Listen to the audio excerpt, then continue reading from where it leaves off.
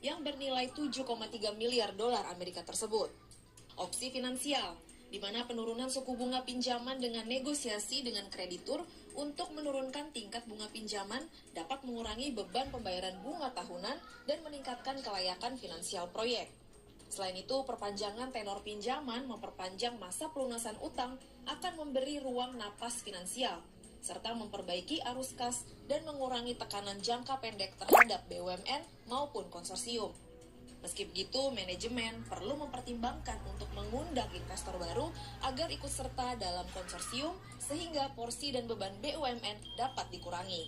Tentu dalam konteks ini ya perlu ada pembicaraan yang lebih detail terkait dengan soal rencana bisnis baru yang akan dikembangkan oleh kereta api cepat ini ya, sehingga angka-angka tadi kemudian menjadi relatif bisa lebih visible dikerjakan.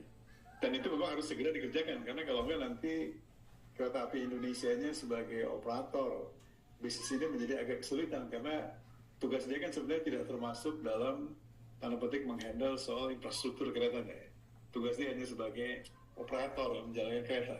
Jadi kalau beban ini nanti tidak segera dikeluarkan, pasti masa depan kereta api Indonesia juga menjadi tanda tanya sebetulnya.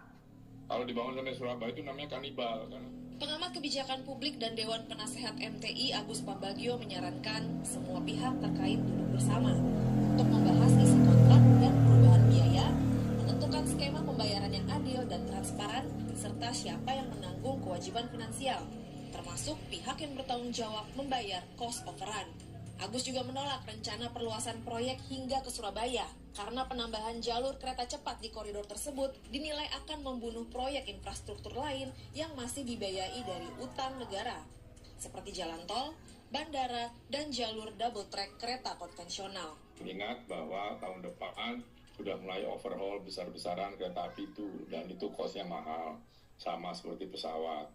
Jadi harus dihitung juga biaya operasional untuk sewa frekuensinya BHP 1,3 T tiap tahun, itu harus dihitung.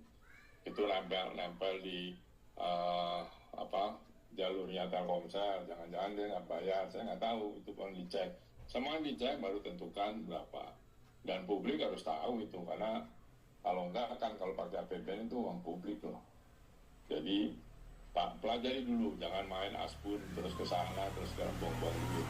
Pelajari dulu di mana, lalu susun strategi bertiga, tadi saya sampaikan, kemudian berangkat ke Cina untuk negosiasi. Kan Pak Luhut bilang, oh itu gampang dinegosiasi, ya silakan. Di sisi lain,